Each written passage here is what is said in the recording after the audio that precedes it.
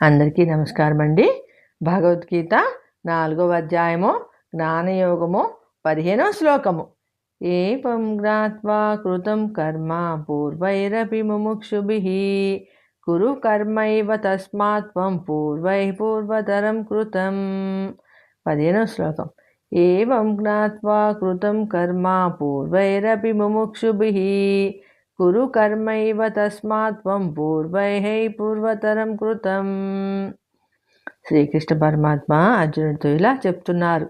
అర్జున, పైన చెప్పిన విధంగా నన్ను అనుసరించిన ముముక్షువులు మునులు ఎంతోమంది నిష్కామ కర్మలు ఆచరించి ముక్తి పొందారు. నీవు కూడా నీ పూర్వులు ఆచరించిన మాదిరి ఆచరించు. ఈ శ్లోకాన్ని పై శ్లోకంతో అన్వయించుకోవాలి. పై శ్లోకంలో పరమాత్మ నేను ఈ విశ్వాన్ని సృష్టించాను, వారి వారి గుణములను చేసే కర్మలను బట్టి వారు 4 వర్ణములుగా విభజింపబడ్డారు.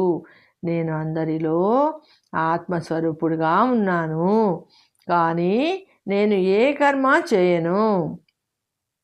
చేయవలసిన అవసరము లేదు. ఎందుకంటే నాకు కర్మలు చేయవలసిన అవసరము, ఆ కర్మల మీద ఆసక్తి లేదు. ఆ కర్మ ఫలములను నేను ఆశించను. ఒకవేళ నేను కర్మలు చేసినా ఆ కర్మఫలములు నన్ను అంటవు. ఇది నా తత్వము. నా తత్వమును తెలుసుకొని నన్ను అనుసరిస్తే, అంటే నేను చేసినట్టు కర్మలను ఆసక్తి లేకుండా నిష్కామముగా చేస్తే, అంటే ప్రతిఫలం ఆశించకుండా చేసే కర్మను నిష్కామ కర్మ అంటారు. నిష్కామముగా చేస్తే వారిని కర్మబంధనములు అంటావు.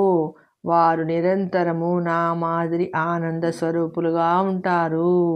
ఓ అర్జున, మరలా చెబుతున్నాను, ఇదేదో నేను నీకు చెబుతున్న తత్వము కాదు. ఈ తత్వము ఈనాటిది కాదు, అతి పురాతనమైనది. ఎంతోమంది ఋషులు ముముక్షువులు, అంటే మోక్షము కోసం ప్రయత్నం చేసిన వారు నేను పైన చెప్పిన తత్వమును తెలుసుకొని ఆ తత్వం ప్రకారము కర్మలను ఆచరించారు, ముక్తులయ్యారు. పరమాత్మ ఇలా చెప్పడానికి కారణం ఏమిటి అంటే, మోక్ష సాధనకు నిష్కామ కర్మ పునాది. నిష్కామ కర్మ ఆచరించడం వలననే మోక్షము అనే భవన నిర్మాణం మొదలవుతుంది.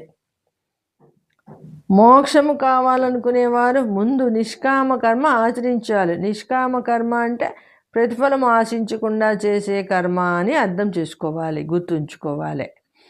ఇదే మార్గాన్ని కృష్ణుడు అర్జునుడికి కూడా ఉపదేశించారు.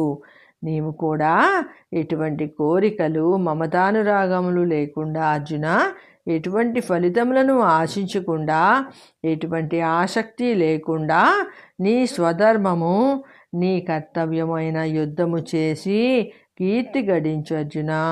నీ పూర్వీకులు కూడా ఇదే మాదిరి చేశారు. వారు నీ మాదిరి సన్యాసం తీసుకుంటాను అని అనలేదు. వారు రాజ్యపాలన చేశారు, నిష్కామ కర్మలు చేశారు, ఎటువంటి అటాచ్మెంట్ సంగమము లేకుండా కర్మలు చేశారు, ముక్తిని పొందారు. నీవు కూడా వారి మార్గాన్ని అనుసరించు అర్జున అని ఉపదేశించారు పరమాత్మ అర్జునుడితో. నెక్స్ట్ 16వ శ్లోకంతో కలుసుకుందామండి. సర్వే జనా సుఖినో భవంతు. జై శ్రీమన్నారాయణ. మీరు ఈ భగవద్గీత ఛానల్ని సబ్స్క్రైబ్ చేసుకోండి, తప్పకుండా షేర్ చేయండి, మీ బంధుమిత్రులకు లైక్ చేయండి, కామెంట్ ఇవ్వండి, బెల్ ప్రెస్ చేయండి. 10 మందికి తెలియజేసి మంచి చేద్దామండి. మీరు చదవడం వీలు కాకపోతే వినడము తప్పకుండా చేయండి. యూట్యూబ్ ద్వారా టీవీలో కూడా పెట్టుకొని వినొచ్చండి పని చేసుకుంటూ. తప్పకుండా ఫాలో అవ్వండి.